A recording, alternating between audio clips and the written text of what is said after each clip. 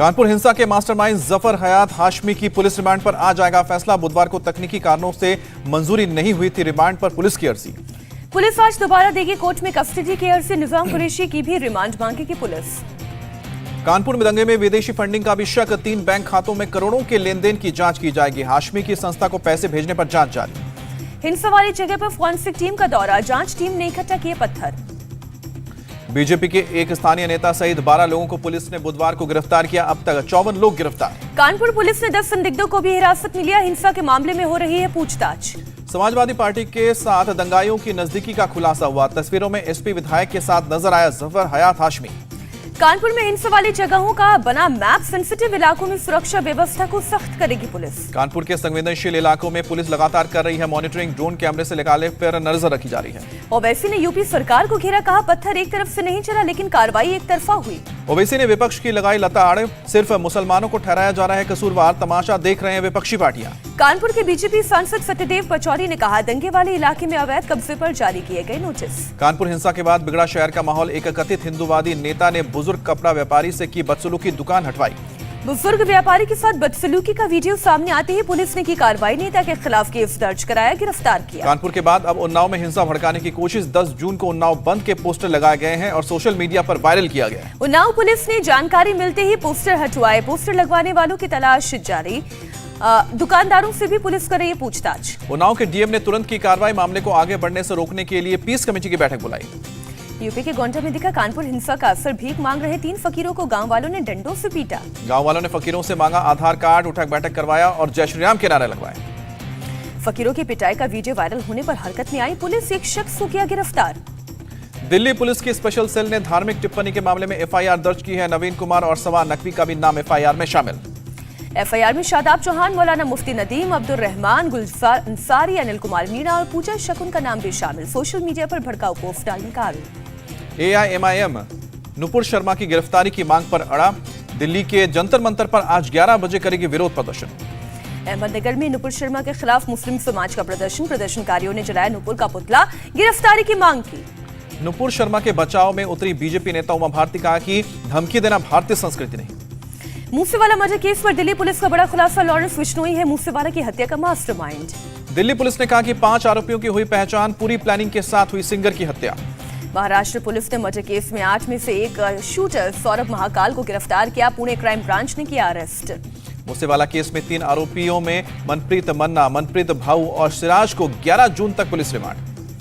Punjab police ने गोलजी बरार के खिलाफ रेड कॉर्नर नोटिस जारी करने की मांग की। गोलजी ने ली है मूसेवाला की हत्या की जिम्मेदारी। लॉरेंस बिश्नोई से पूछताछ के लिए मुंबई पुलिस दिल्ली पहुंचे। सलमान खान को धमकी मिलने के मामले में पूछताछ। सलमान खान धमकी मामले में पुलिस का एक्शन बैंड स्टैंड पर काम करने वाले स्वीपर से पूछताछ। पीएम मोदी आज बायोटेक स्टार्टअप एक्सपो 2022 का उद्घाटन करेंगे। दिल्ली में प्रगति मैदान में सुबह 10:30 बजे से शुरू होगा एक्सपो। 2 दिन चलेगा बायोटेक स्टार्टअप एक्सपो। 300 से ज्यादा स्टॉल लगाए जाएंगे। निवेशकों और वैज्ञानिकों को जोड़ना है मकसद। पीएम मोदी ने 10 जून को करेंगे नवसारी में रैली को संबोधित। रैली के लिए हो रही है तैयारियां। दिल्ली में पीएम मोदी की ईरान के विदेश मंत्री से हुई मुलाकात। दोनों देशों के बीच सदियों पुराने संबंधों के साथ विकास को लेकर हुई चर्चा। बीजेपी अध्यक्ष जेपी नड्डा आज कोलकाता में करेंगे सांसद, विधायक और पार्टी पदाधिकारियों से मुलाकात। मंडल और मोर्चा प्रमुखों को भी संबोधित करेंगे। जेपी नड्डा ने बुधवार को रास बिहारी बोस अनुसंधान संस्थान का किया दौरा। हुगली के चिंतन नगर में स्थित है संस्थान। जेपी नड्डा ने कहा कि रास बिहारी बोस ने बोए थे अंग्रेजों के खिलाफ क्रांति के बीच उनकी कर्मस्थली पर आकर गर्व। औरंगाबाद में सीएम उद्धव ठाकरे का बीजेपी पर हमला। कहा एक प्रवक्ता के बयान से देश को अपमान सहना पड़ा और बीजेपी लाउड स्पीकर को मुद्दा बना रही है। उद्धव ठाकरे ने बीजेपी को चैलेंज दिया। कहा कि अगर हिम्मत है तो कश्मीर में जाकर हनुमान चालीसा पढ़े। उद्धव ठाकरे ने फडणवीस के गदाधारी वाले बयान पर पलटवार किया। कहा हम गधों को छोड़ आए हैं। उद्धव ठाकरे ने बाल ठाकरे के वायदे का जिक्र किया। कहा कि औरंगाबाद का नाम संभाजी नगर करने का वादा हम भूले नहीं है। उद्धव ठाकरे ने कहा हिंदुत्व हमारी हर सांस में है और हम औरंगाबाद का नाम संभाजी नगर करेंगे। औरंगाबाद में बीजेपी ने किया उद्धव ठाकरे की रैली का विरोध। पुलिस ने बीजेपी के नेताओं और कार्यकर्ताओं को हिरासत में लिया। असम मंत्रिमंडल का आज विस्तार। बीजेपी के 2 विधायक लेंगे मंत्री पद की शपथ। कर्नाटक टेक्स्ट बुक विवाद पर आज बेंगलुरु में कांग्रेस का प्रदर्शन। राज्य सरकार पर सिलेबस से अंबेडकर, जैन धर्म और बौद्ध धर्म को हटाने का आरोप। राज्यसभा चुनाव से पहले कांग्रेस ने आज बुलाई बैठक। एआईसीसी के जनरल सेक्रेटरी और पीसीसी अध्यक्ष होंगे शामिल। अनिल देशमुख और नवाब मलिक के राज्यसभा चुनाव में वोट देने की मांग पर कोर्ट में बहस पूरी। आज कोर्ट सुनाएगा फैसला। राज्यसभा चुनाव पर चर्चा के लिए महाराष्ट्र बीजेपी की आज 10 बजे बैठक। वोटिंग का तरीका भी बताया जाएगा। राज्यसभा चुनाव के लिए शिवसेना ने विधायकों को जारी किया व्हिप। 10 जून को विधानसभा में हाजिर होने का आदेश। राज्यसभा चुनाव में शिवसेना का समर्थन करेंगे समाजवादी पार्टी सपा नेता अबू आजमी ने दी जानकारी। राजस्थान के सीएम अशोक गहलोत ने राज्यसभा चुनाव में तीनों सीट पर कांग्रेस की जीत का दावा किया। कहा कि हॉर्स ट्रेडिंग में फेल होने से बौखलाई है बीजेपी। महाराष्ट्र एमएलसी चुनाव में शिवसेना ने सचिन अहिर और अमाशा पाटवी को दिया मौका, किया नामांकन। महाराष्ट्र कांग्रेस ने एमएलसी चुनाव के लिए चंद्रकांत हडारे और भाई जगताप को चुनावी मैदान में उतारा।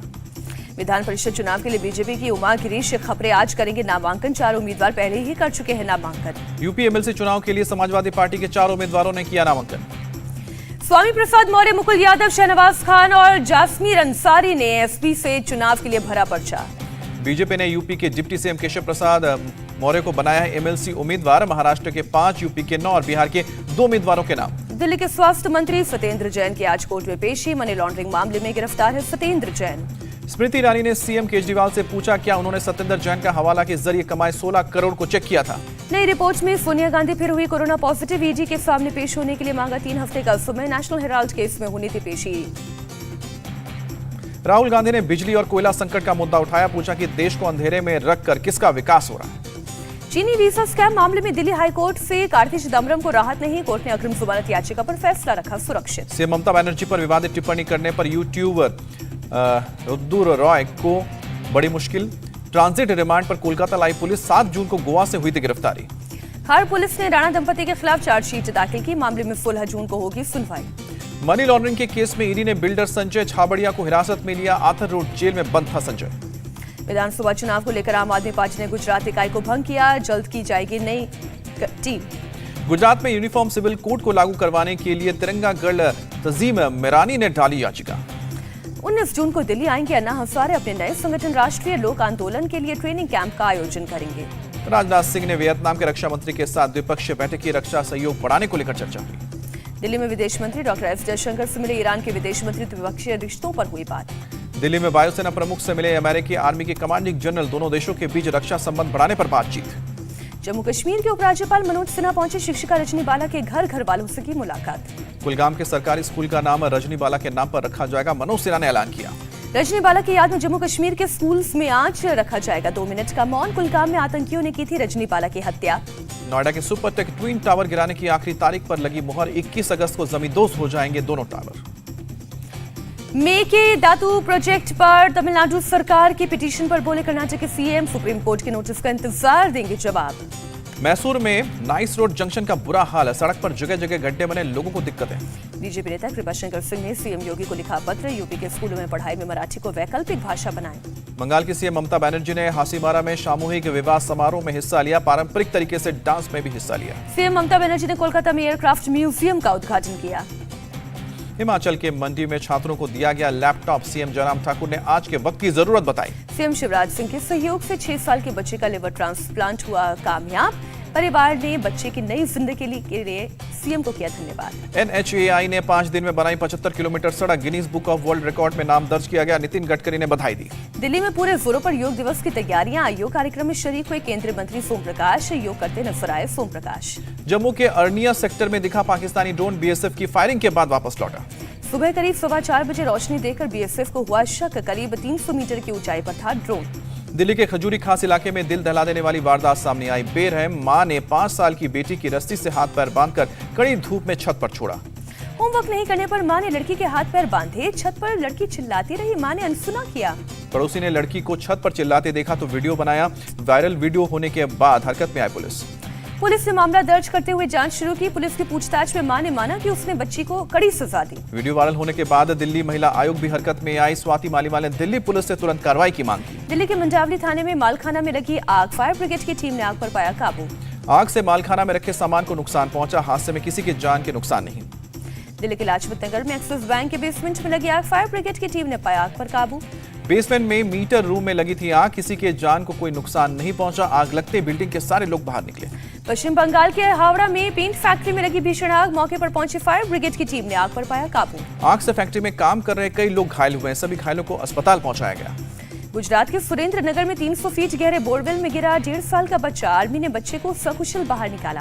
खेलते खेलते बोरवेल में गिर गया था। 40 मिनट में सेना ने सफल रेस्क्यू कर बच्चे की जान बचाई। बच्चे को भेजा गया अस्पताल। बिहार के समस्तीपुर में मानवता को शर्मसार करने वाली तस्वीर आई सामने। गरीब माँ बाप बेटे के शव के लिए मांग रहे हैं भीख। सदर अस्पताल ने शव देने के बदले परिवार वालों से मांगे हैं 50,000 रुपए। सिविल सर्जन ने कहा कि अस्पताल कर्मचारी पर कार्रवाई की जाएगी। यूपी के मुरादाबाद में शादी समारोह में जमकर हुआ हंगामा।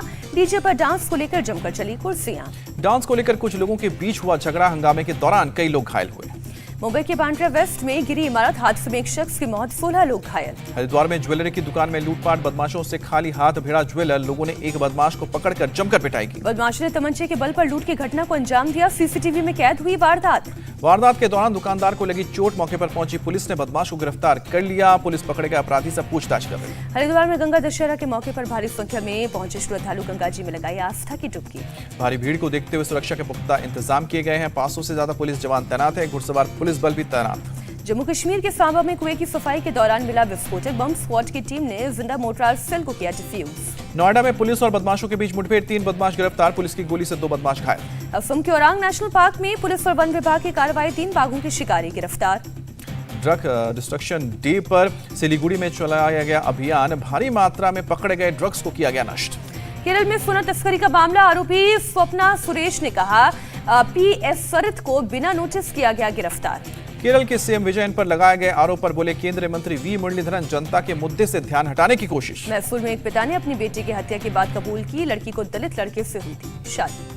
बाहुबली मुख्तार अंसारी को वीआईपी ट्रीटमेंट देने का मामला। बांदा जेल के डिप्टी जेलर समेत 5 जेलकर्मी सस्पेंड किए गए। निलंबित आईएएस पूजा सिंघल की 14 दिन की कस्टडी बढ़ी। 22 जून तक न्यायिक हिरासत में रहेगी पूजा।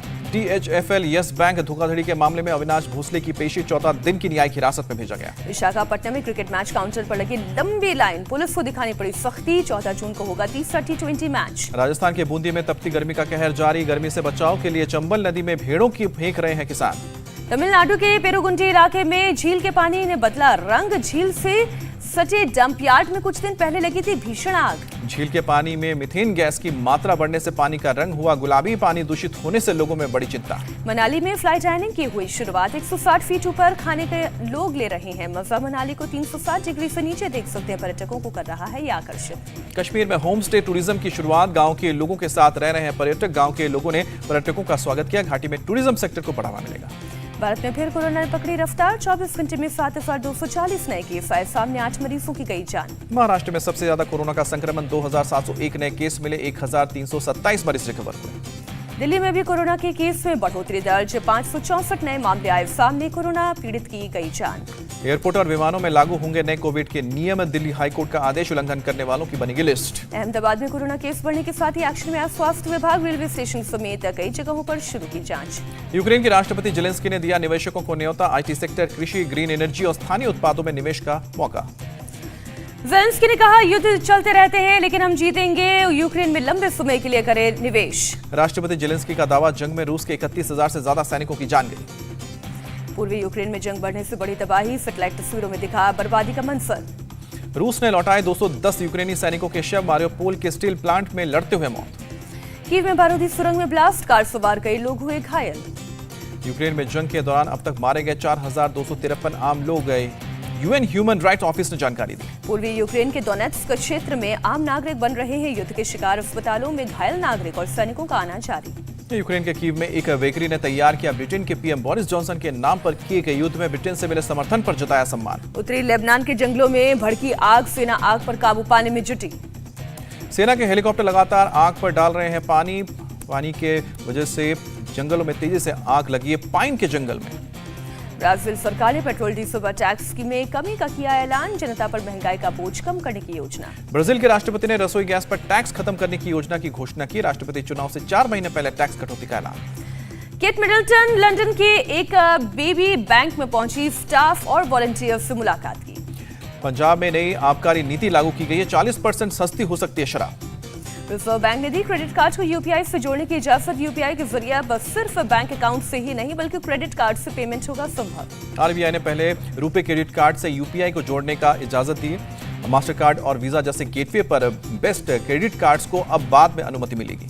अब और महंगी होगी EMI। आरबीआई ने रेपो रेट में की बढ़ोतरी, 4.9% हुआ रेपो रेट। भारत की जीडीपी ग्रोथ रेट पर आरबीआई का अनुमान इस साल 8.7% रहेगा विकास दर। मोदी कैबिनेट का बड़ा फैसला, 2022-23 के लिए खरीफ फसलों की में एमएसपी को दी गई मंजूरी। किसानों की आय बढ़ाने के लिए 17 फसलों की बढ़ाई गई है एमएसपी। उत्पादन लागत से करीब 1.5 गुनी हो गया।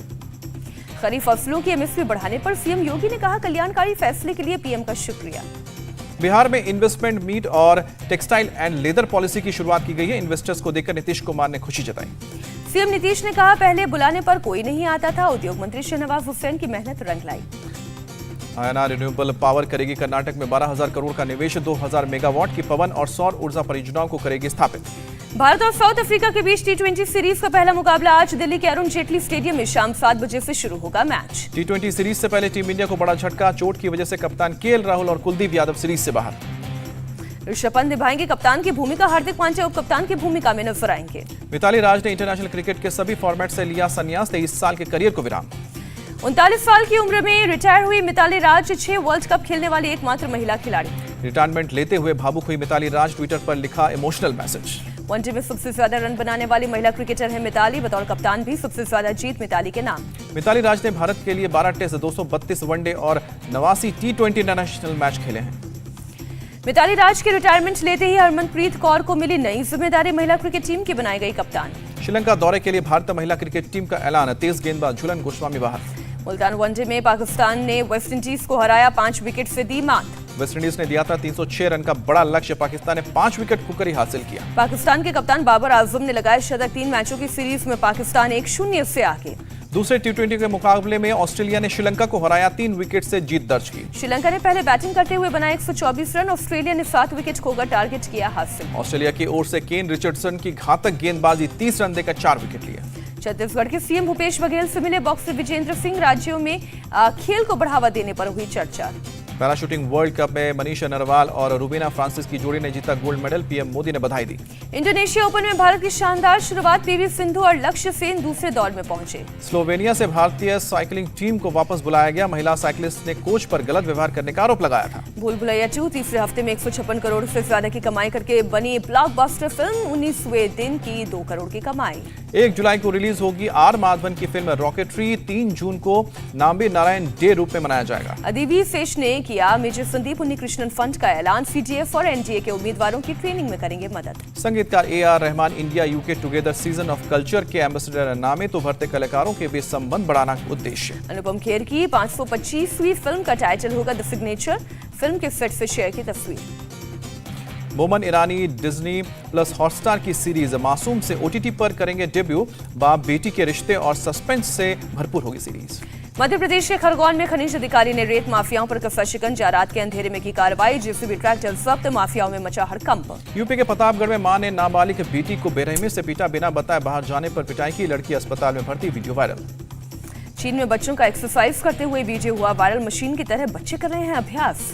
मैक्सिको में उद्घाटन के दौरान टूटा पुल, मेयर समेत 2 दर्जन लोग नाले में गिरे, मेयर को अस्पताल में भर्ती कराया गया। इंडिया टीवी हर वक्त हर जगह डाउनलोड करने के लिए सर्च करें India TV news Google play store या ऐप स्टोर पर।